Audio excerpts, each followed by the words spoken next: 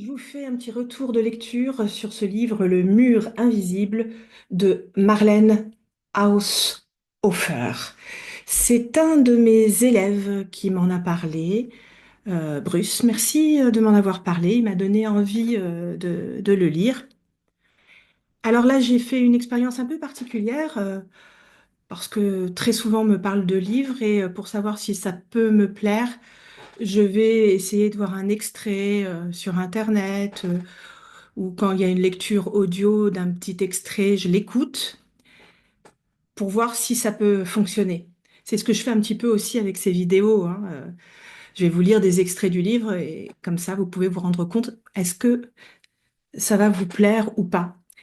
Et donc là, j'ai fait la même chose avec ce livre. J'ai d'abord lu des petits extraits. Et après, j'ai écouté les premières pages en livre audio parce qu'elles sont disponibles gratuitement. Je vous mettrai le lien. Les 23 premières pages sont lues gratuitement, donc ça vous permettra aussi de voir.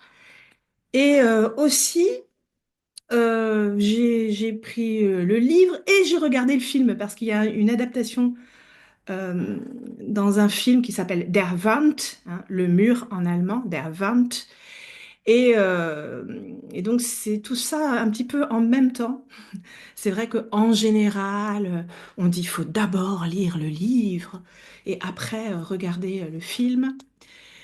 Et parce que certains vont dire ça peut t'empêcher, ça te met déjà des images dans ta tête et ça t'empêche euh, d'augmenter ton imagination. Voilà, mais moi je trouve que toutes les expériences sont intéressantes et puis de toute façon il faut pas de il faut hein, en littérature. Est-ce qu'on a envie de continuer à lire ou pas? Est-ce que ça nous plaît ou pas? Il n'y a pas de il faut, hein. Et donc bah là j'ai trouvé ça super intéressant. Globalement j'ai trouvé que le film reprenait vraiment beaucoup de passages du livre tel quel. Donc j'ai trouvé que le film aussi était intéressant à voir. Alors, de quoi ça parle? Pourquoi c'est un livre que j'ai beaucoup aimé? À mon avis, c'est un livre dans lequel tout le monde peut s'identifier, hein, que vous soyez un homme ou une femme, tout le monde, vous pouvez vous identifier, parce que c'est tout simplement une femme qui va se retrouver complètement seule dans les montagnes, dans un chalet, et il n'y a plus de présence d'être humain, a priori. Il reste que quelques animaux, des animaux, et puis c'est tout. Donc forcément, on s'identifie tous. Qu'est-ce que je ferais si j'étais à sa place? Donc au départ, elle va dans un chalet en Autriche. Ça se passe en Autriche, dans les montagnes autrichiennes. On suppose que c'est dans le Tyrol, mais je crois que c'est pas précisé dans le livre. Et donc dans ce chalet où la femme dans le couple aime bien chasser le gibier. Et puis, donc, ils arrivent et puis le couple décide d'aller au village juste pour aller acheter quelques petits trucs. Et puis, finalement, ils ne reviennent plus. Alors, au départ, elle se dit, bon, bah, ils ont dû rester peut-être à l'hôtel. Et puis, bien sûr, elle voit qu'il n'y a plus de vie autour d'elle, qu'il n'y a plus de bruit, à part le bruit des oiseaux, des animaux. Et il reste le chien qui est resté avec elle parce que le couple n'a pas emporté le chien, qui s'appelle Lynx. Et Lynx, en courant, il a la truffe qui saigne et elle ne sait pas pourquoi. Et en fait, on comprend qu'il y a un mur invisible tout autour du chalet. Bon, on imagine que c'est assez grand, c'est pas précisé. Voilà, donc elle voit ce mur invisible et qu'elle ne peut pas aller au-delà de ce mur. Donc, comme si on était encerclé, mais c'est pas comme si on est encerclé par ce mur. Et a priori, c'est la seule survivante. Alors, elle a de la chance parce que le couple de ses amis, le couple, il y a Hugo et Louise. Hugo est quelqu'un qui est très hypocondriaque et qui a peur de tout. Et quand on a peur, souvent on anticipe, hein, les hypocondriaques, ils vont avoir une grande armoire à pharmacie, ils vont penser à tout. Et donc, elle a de la chance parce que Hugo était comme ça, donc il avait fait beaucoup de provisions. Il avait des provisions de médicaments, des provisions un peu de cigarettes, de vêtements, de nourriture. Donc, elle va pouvoir au départ un peu survivre grâce à ça, alors que Louise était plus quelqu'un d'insouciant. Donc, c'est intéressant aussi parce que c'est l'homme dans ce couple qui va être quelqu'un de plus, on va dire, de plus anticipateur, non, c'est pas le bon terme, mais quelqu'un qui va préparer plus les choses, qui va anticiper en cas de problème, alors que en général, c'est plus quelque chose qui est souvent euh, le trait des femmes, pas parce que c'est génétique, mais dans la construction sociale. Voilà, elles vont, en général, les femmes vont prévoir le petit mouchoir, les petits trucs qui vont pas, les pansements s'il y a des problèmes, alors que les hommes, en général, ils sont juste avec leur poche et leur carte bancaire et leurs clés. Voilà, je caricature, pas tous, mais là, on a un peu inversé les rôles. C'est l'homme qui a anticipé et la femme, Louise, qui est un petit peu désinvolte et qui est juste là pour s'amuser. Et en l'occurrence, elle a envie de chasser. Donc, ses amis reviennent pas. Donc, comment on va faire pour survivre, pour vivre là-dedans? Alors, quand même, l'autrice, en fait, elle a vécu hein, dans ce milieu de la forêt. Donc dans son enfance, donc elle fait une excellente description de tout ce qu'on voit, de toute la nature, pardon, de tout ce qu'il y a autour d'elle, des paysages, les saisons, la météo, le comportement des animaux, selon les saisons, le fun, hein, le fun, c'est le nom du vent sec et chaud qui est en Autriche, mais aussi en Suisse. Donc toutes ces descriptions, on voit qu'elle connaît très très bien ces paysages. Donc ça, c'est très agréable. Et pourquoi aussi c'est intéressant? Parce que bien sûr, ce mur invisible, bah, il est aussi toute une symbolique. C'est le mur invisible qui est vraiment présent et qui limite le territoire. Mais bien sûr, c'est aussi le mur invisible de la société, hein. Nous avons tous des murs invisibles.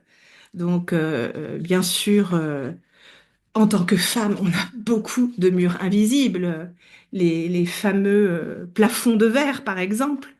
Mais aussi, bien sûr, en tant qu'homme, il y a aussi beaucoup de murs invisibles. Alors, ce qui se passe, c'est que elle va avoir ce chien hein, qui va être très réconfortant, qui va devenir un ami, parce que grâce à elle, elle va pouvoir grâce à ce chien, grâce à lui, parce que c'est un mâle, hein, c'est un mâle, grâce à lui, elle va pouvoir chasser parce que il flaire le gibier. Elle n'a pas du tout envie de chasser, elle n'a pas envie de tuer, mais si elle veut que ce chien survive, il lui faut quand même de la viande à ce chien. Donc, il y a des fusils de chasse dans le chalet. Et donc, elle va devoir chasser, elle va être tout le temps horrifiée, elle ne va jamais aimer devoir le faire, mais elle va le faire pour sauver le chien. Il va y avoir aussi un chat, et puis bien sûr, au rythme de la saison des amours, les chats, les chats vont se rencontrer et puis y avoir des petits chatons. Et puis, au bout de quelques jours aussi, elle voit une vache qui est là et qui a besoin d'être traite. Et cette vache qui s'appelle Bella, elle va lui donner du lait, elle va s'en occuper énormément. Donc, c'est aussi très intéressant parce qu'en fait, elle se retrouve à devenir de nouveau un peu esclave en devant s'occuper de ses animaux parce qu'elle doit s'occuper de cette vache bah, aussi pour la survie de cette vache, mais aussi pour elle-même, parce que cette vache va lui apporter aussi du lait, de la crème, elle pourra faire du beurre. Elle pourra nourrir les animaux et elle va devenir aussi esclave finalement pour le chien, lynx, parce qu'il faut lui apporter aussi de la viande si on veut qu'il survive. Alors, je vais vous euh, lire quelques extraits. Je vous mettrai avant, en description ou en commentaire, un lien pour aller lire les 23, pour écouter la lecture des 23 premières pages. Et en plus, c'est lu par un professionnel, donc c'est très agréable. Et moi, j'ai sélectionné quelques passages pour que vous fassiez une idée. Est-ce que ça peut vous plaire? Alors, elle parle toujours hein, d'elle à la première personne. Il y a beaucoup de passé simple, mais je trouve que c'est facile à lire, c'est assez addictif en fait. Même s'il ne se passe pas grand-chose, on s'identifie tellement à chaque fois que parlez-moi de moi, il n'y a que ça qui m'intéresse. À chaque fois, on s'identifie, donc ça nous intéresse et ça reste addictif. C'est assez paradoxal, hein. Un livre où il se passe pas grand-chose, mais dans lequel on s'identifie, mais en tout cas, c'est ce que j'ai ressenti. Page 38 du livre, il ne me fallut pas longtemps pour comprendre que si cette vache était pour moi une bénédiction, elle représentait aussi une lourde charge. Il n'était plus question d'entreprendre de longues explorations. Un tel animal doit être nourri et trait. Il exige un maître sédentaire. J'étais à la fois propriétaire et prisonnière d'une vache. Pourtant, même si je n'avais pas eu l'intention de la garder, il m'aurait été impossible de l'abandonner. Elle avait besoin de moi. Quand nous arrivâmes à la clairière, la nuit était déjà presque tombée. La vache s'arrêta, tourna la tête en arrière et poussa un clair et joyeux mugissement. Je la conduisis à la cabane du garde-chasse.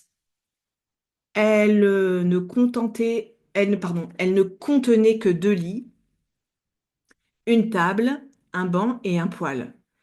Je portai la table dehors, tirai la paillasse d'un des lits et guidai ma vache dans sa nouvelle étable. Elle était assez grande pour une vache. Je pris un seau en fer-blanc, le remplis d'eau et le posai sur le lit vide. C'est tout ce que je pouvais faire ce soir-là pour ma vache. Je la caressai, lui expliquai la situation, puis verrouillai les tables. J'étais si fatiguée que j'eus presque du mal à me traîner vers le chalet. Mes pieds me brûlaient dans mes lourdes chaussures et mon dos me faisait mal. Je donnai à manger à Lynx, bus le cacao qui restait dans le thermos, trop lasse pour manger les tartines. Je me contentai pour me laver de l'eau froide de la fontaine et me mis aussitôt au lit. Lynx devait lui aussi être très fatigué, car il se blottit sous le poêle dès qu'il eut mangé. Donc on voit vraiment la labeur, hein, la fatigue du quotidien, hein. Il faut trouver de la nourriture pour le chien, et il va falloir préparer cette étable pour cette vache qu'elle a trouvée. Voilà, c'est le quotidien dur physiquement et on le ressent dans son corps. Et elle parle aux animaux comme elle parle à des humains, quoi. Hein, ce sont ses amis, en fait. Même peut-être des amis plus précieux.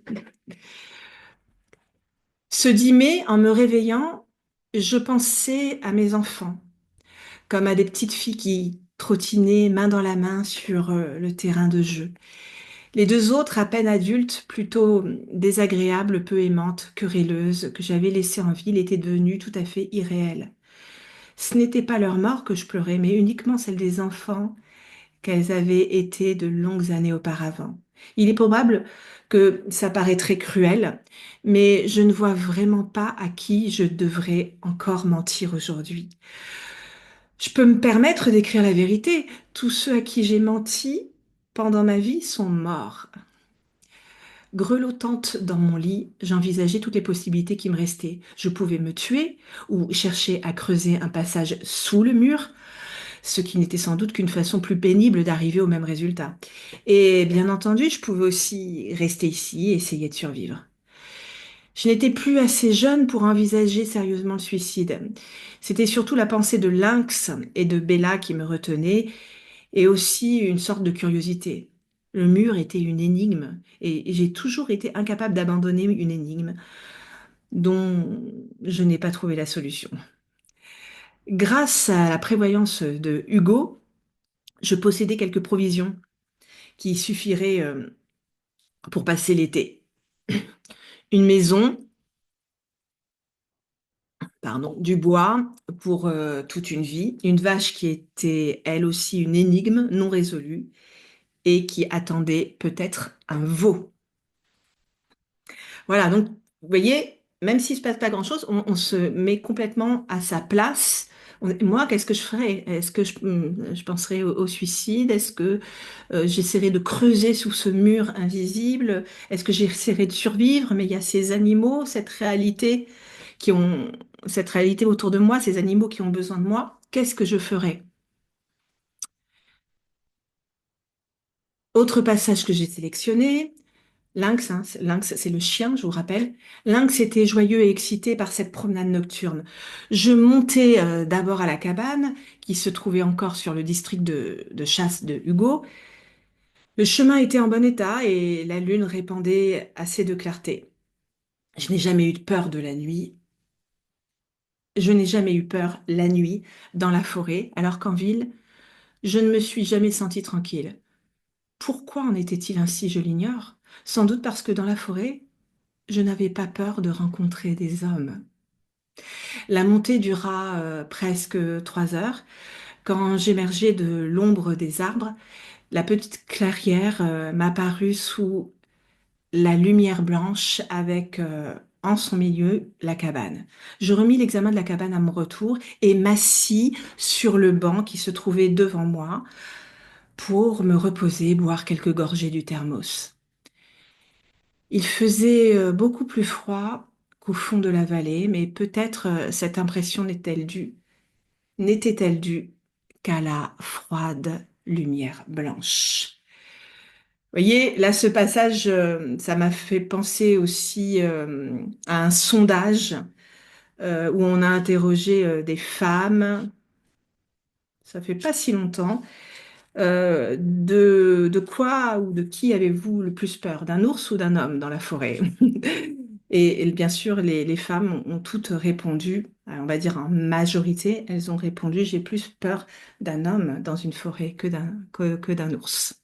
Là, c'est exactement pareil, elle ressent, elle dit, bah, finalement, je me sens plus en sécurité, je suis toute seule, mais quand je suis en ville le soir, je me sens moins en sécurité.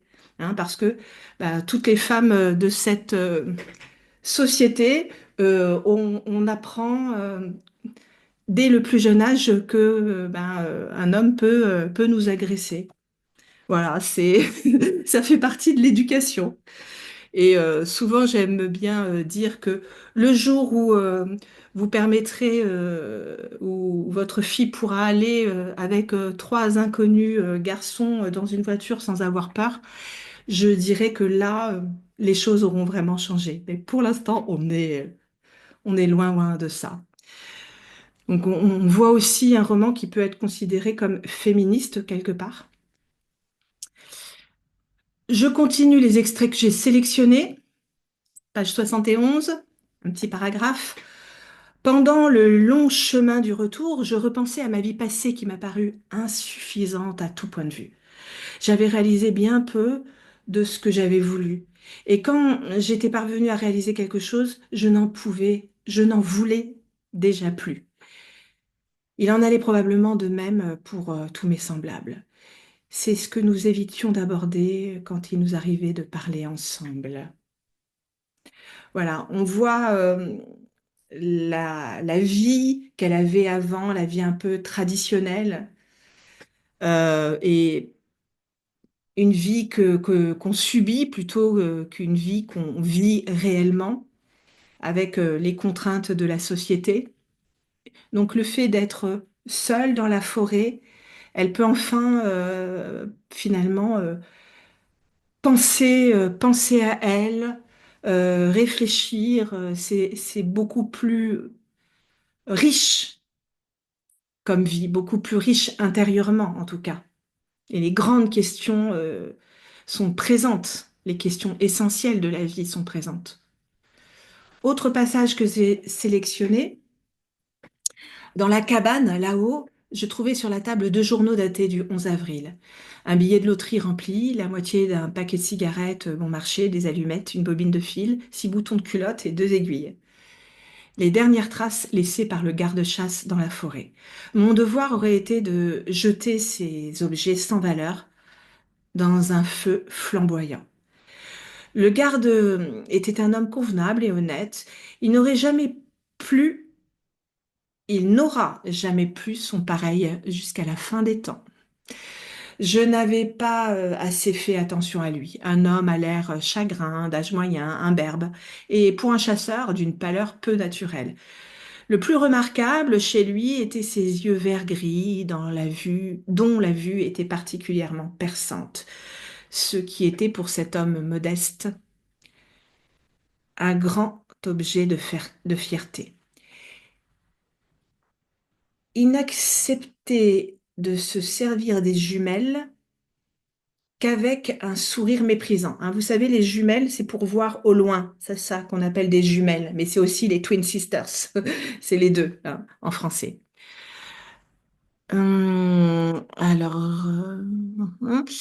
il n'acceptait de se servir des jumelles qu'avec un sourire méprisant. C'est tout ce que je sais du garde-chasse. Et aussi qu'il était très consciencieux, qu'il aimait mâcher des pruneaux et qu'il savait s'y prendre avec les chiens. Il m'arrivait les premiers temps de penser à lui. Hugo aurait très bien pu l'amener dès notre arrivée. Ma vie en aurait été facilitée ces dernières années. Pourtant, maintenant, je n'en suis plus tout à fait sûre. Dieu sait ce que l'emprisonnement dans la forêt aurait produit chez cet homme. En tout cas, il était physiquement plus fort que moi et je serais tombée sous sa dépendance. Qui sait? Il serait peut-être aujourd'hui paresseusement allongé dans la cabane après m'avoir envoyé travailler. La possibilité de se décharger du travail doit être la grande tentation de tous les hommes. Et pourtant, et pourquoi un homme qui n'aurait plus à redouter la réprobation continuerait-il à travailler? Non, il vaut mieux être seul. Ce ne serait d'ailleurs pas mieux si j'avais un partenaire plus faible. J'en aurais fait mon ombre et prendrais si grand soin de lui qu'il en mourrait. Je suis assez faite et mon séjour dans la forêt n'y a rien changé. Je suis ainsi faite et mon séjour dans la forêt n'y a rien changé. Il n'y a guère que les animaux qui soient capables de me supporter. Si Hugo et Louise étaient eux aussi restés ici, nous n'aurions pas échappé aux inévitables frictions. Je ne vois vraiment pas ce qui aurait pu rendre heureuse notre vie en commun. Ce genre de pensée n'a aucun sens. Louise, Hugo et le garde sont morts et au fond, je n'aimerais pas qu'ils soient là. Si à présent j'avais envie d'avoir quelqu'un auprès de moi, j'aimerais que ce soit une femme âgée, intelligente et spirituelle avec qui je pourrais parfois rire, car le rire me manque toujours autant. Mais elle mourrait probablement avant moi et je serais de nouveau seule. Ce serait pire que de ne l'avoir jamais connue. Ce serait payer trop cher le rire. Car je ne pourrais pas éviter de me souvenir de cette femme et cela dépasserait mes forces. Déjà, je ne suis plus qu'une fine pellicule recouvrant un amoncellement de souvenirs. Je n'en peux plus. Qu'adviendra-t-il de moi si cette peau venait à se rompre? Donc là encore, elle imagine que les gens ne soient pas morts, qu'il y ait une autre vie humaine sur Terre. Et elle dit, mais finalement, je deviendrai encore esclave, que ce soit dans un sens ou dans un autre, et je serai encore prisonnière.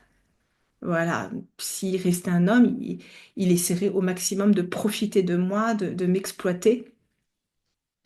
Ou alors je serais obligée de prendre soin de lui parce que il serait trop affaibli. Donc dans les deux cas, je deviendrais une esclave, comme dans ma vie d'avant. Donc là, quelque part, c'est la libération d'être seul, sans être humain. Mais En même temps, il y a les animaux, donc une autre forme d'esclavage. Un autre passage, le jour suivant, je l'ai noté sur mon agenda, a commencé mon mal aux dents. Jamais auparavant et jamais plus tard, une dent ne m'aurait fait souffrir à ce point. J'avais oublié cette dent, sans doute parce que je savais qu'elle était en mauvais état.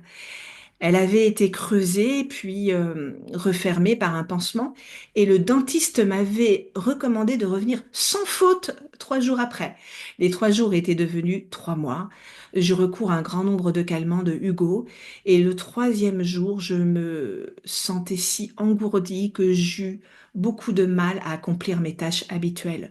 Je me crus plusieurs fois sur le point de devenir folle. C'était comme si la dent avait émis de longues racines très fines qui s'enfonçaient dans mon cerveau. Le quatrième jour, les comprimés ne firent plus aucun effet et je restais assise à ma table, la tête dans les mains, écoutant le déchaînement furieux à l'intérieur de mon cerveau. Lynx s'était couché à mes côtés, tout attristé, mais j'étais incapable de lui adresser une bonne parole. Je restais toute la nuit assise à la table, car au lit, la douleur augmentait encore. Le cinquième jour, un abcès se forma, et dans une crise de colère et de désespoir, je fendis ma gencive avec le rasoir de Hugo. La douleur de ce coup de rasoir me fut presque agréable, car un instant elle me fit oublier l'autre. Une grande quantité de pus s'écoula et j'étais si affaiblie que je me mis à geindre et à crier sur le point de m'évanouir. Vous voyez, encore un passage où on s'identifie complètement. Si j'ai une rage dedans, j'ai un abcès, il y a personne, qu'est-ce que je fais? Et là, elle finit par prendre un rasoir et couper sa gencive, une partie de sa gencive pour faire sortir le pus. On peut tous s'identifier hein, dans ce cas-là. Autre passage. Hein, donc, je vous rappelle, il y a la vache, et en fait, la vache Bella, effectivement, elle va avoir un veau, et ce veau, bah, il va être appelé taureau. Hein. Un autre passage, c'est parce on a sauté beaucoup de pages, on est à la page 274.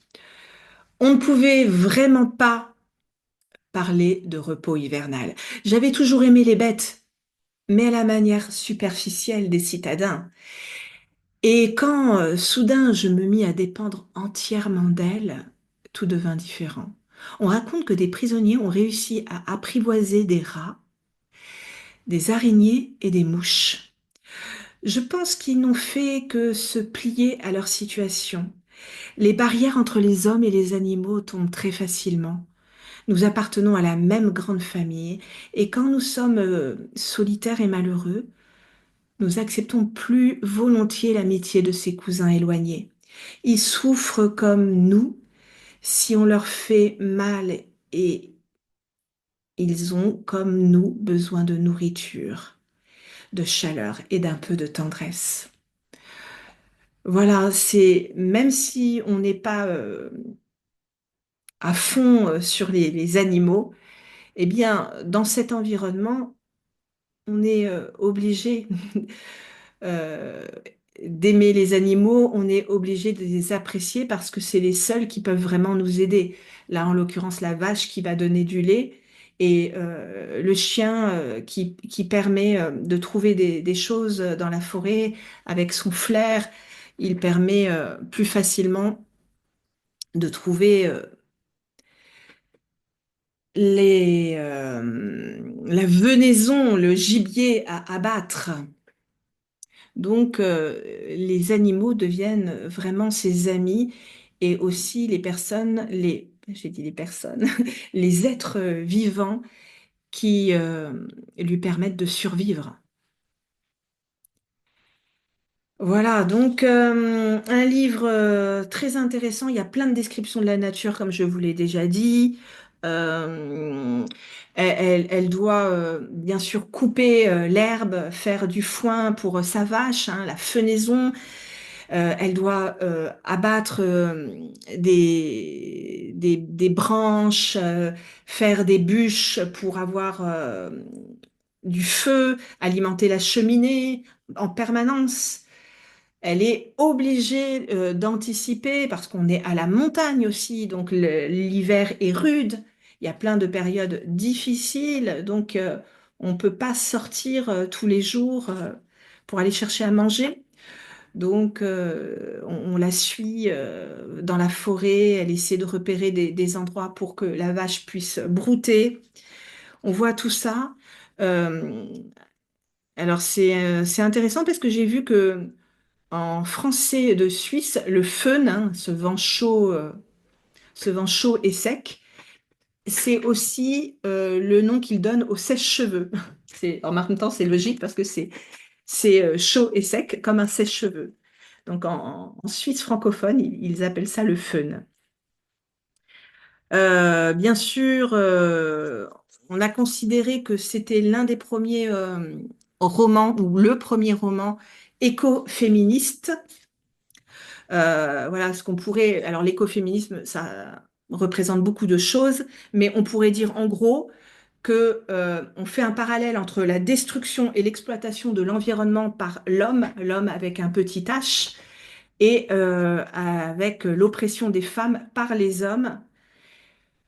C'est un même système, un même système, hein, la lutte écologique et la lutte des femmes contre le patriarcat.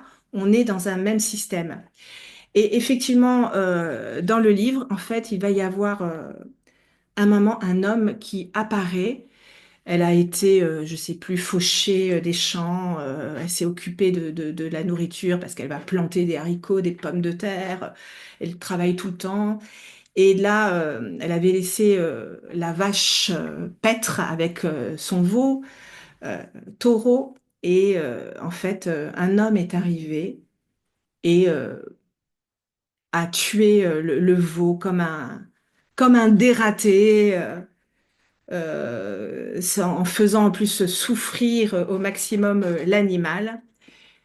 Et donc, le chien va essayer de sauver le veau et va attaquer cet homme barbare, mais il va tuer le chien et elle va aller chercher le fusil, elle va le tuer. Donc il y a aussi cette idée d'écoféminisme, l'homme qui détruit la nature, l'homme qui et la femme qui essaie de trouver de l'harmonie, hein. Ça fait référence un peu bien sûr au mythe. Au mythe grec, à la mythologie grecque, hein, Saturne. Il y avait voilà Saturne qui voulait dévorer ses enfants parce qu'il avait peur que l'un de ses enfants veuille prendre sa place. Donc il les mangeait tous, mais sa femme Rhea, pardon, sa femme Rhea, qui veut dire la grande mère, là j'ai noté, c'était la reine des titans, une titanide de la fertilité. Elle va réussir à sauver des enfants et notamment le futur Zeus, Jupiter, qu'elle va sauver de la destruction de l'homme qui veut tout détruire et avoir complètement le pouvoir. Donc il y a aussi toutes ces symboliques. Bref, c'est pas possible à mon avis de lire ce livre sans se sentir complètement concerné, sans se poser plein de questions sur sa propre vie, sur tous les murs invisibles qu'on a. Alors c'est vrai que ça part du concept qu'il y a ce mur invisible, mais alors il n'y a pas d'explication, mais c'est pas forcément gênant. Alors on se dit, et moi, qu'est-ce que j'aurais fait? Est-ce que j'aurais essayé de creuser pour voir jusqu'où va ce mur invisible? Qu'est-ce que j'aurais fait? Voilà, dans ce chalet pendant, pendant des années. Et là aussi, j'ai commencé un autre livre d'elle euh, qui s'appelle Dans la mansarde. Et en fait, c'est assez drôle parce que elle est dans sa vie de femme bourgeoise, mais vraiment inintéressante, hein. En gros, c'est faire à manger. Personne s'intéresse à faire le ménage, à faire à manger. à s'occuper des tâches, ça n'intéresse personne. Et elle reçoit une lettre, et en fait, cette lettre, c'est tout un journal qu'elle avait écrit quand elle était dans un chalet toute seule à la montagne. Et donc, forcément, on voit le lien avec le mur invisible, bien sûr. Et donc, je suis en train de le lire. Je ne sais pas si ça me plaira autant. Peut-être que je ferai aussi un retour de lecture. Bref, j'espère que je vous ai donné envie de lire Le mur invisible de Marlène Haushofer. En tout cas, ce serait avec plaisir si vous me faisiez aussi un retour de lecture, vos impressions. Il y a tellement à dire. Là, j'en ai dit très très peu, mais il y en a tellement à dire à partir de ce livre, je trouve. Merci, au revoir, à la prochaine. Salut.